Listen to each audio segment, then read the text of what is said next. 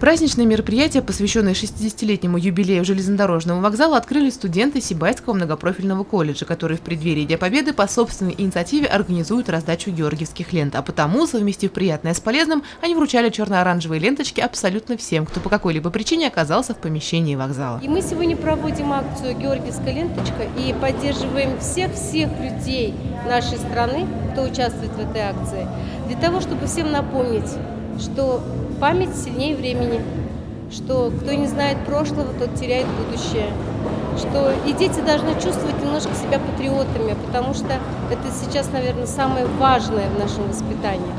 А нашему железнодорожному вокзалу я желаю процветания, чтобы здание обновлялось, чтобы пассажиры были. Обладателем символа победы георгиевской ленты стала и Ольга Титова. Она приехала в Сибай из Челябинской области встречать поезд из Уфы и так неожиданно попала на приятное торжество. Мы ехали по вашему городу, и город очень понравился, чистый, красивый. И вообще очень приятно, что мы попали вот как раз на такую акцию, что вашему вокзалу 60 лет. Ну это здорово.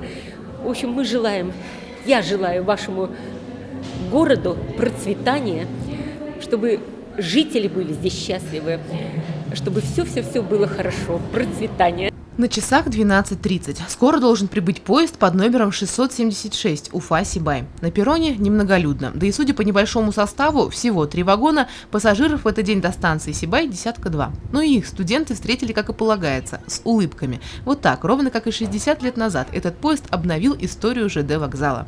А вообще строительство железнодорожной ветки Магнитогорск-Сибай и вокзала велось с 1948 по 1952 годы. И 1 апреля 1952 года по 110-километровому участку Магнитогорск-Сибай прибыл первый рабочий поезд. Через 3 года началось регулярное пассажирское движение по этому же маршруту, а 14 февраля 1978 года наладилось регулярное сообщение Уфа-Сибай через Карламан-Белорецк.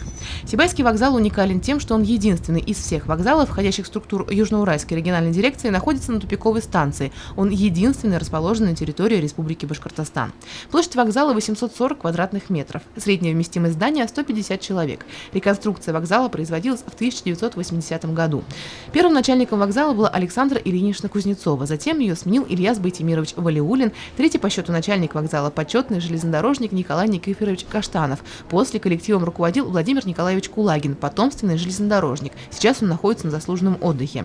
В настоящее время же до вокзалом руководит Сергей Михайлович Абдулин. Коллектив вокзала 3-го класса хоть и маленький, но сплоченный, и все говорят, что работать здесь одно удовольствие. С этим соглашается и Арсен Камалетдинов. На железной дороге он работает осмотрщиком вагонов уже 15 лет. Он отвечает за безопасность вагонов и по звуку может услышать неисправность. Лучшей работы для меня нет, улыбаясь, признается Арсен Ваисович. Работа интересная, мне нравится, очень нравится. Иду, как говорится, говорят же, что счастлив тот человек, который с удовольствием идет на работу и с удовольствием идет домой после работы. Вот я отношусь к таким людям. Официальные торжества, приуроченные к 60-летнему юбилею ЖД вокзала, хоть и не стали пышными, зато собрали всех ветеранов, работавших на предприятии в разные годы. И в этот день пожелания у всех были едины – процветания и пассажиров побольше. Елена Афанасьева, Радмир Сингулов, Любовь Карпова, телекомпания СТВ.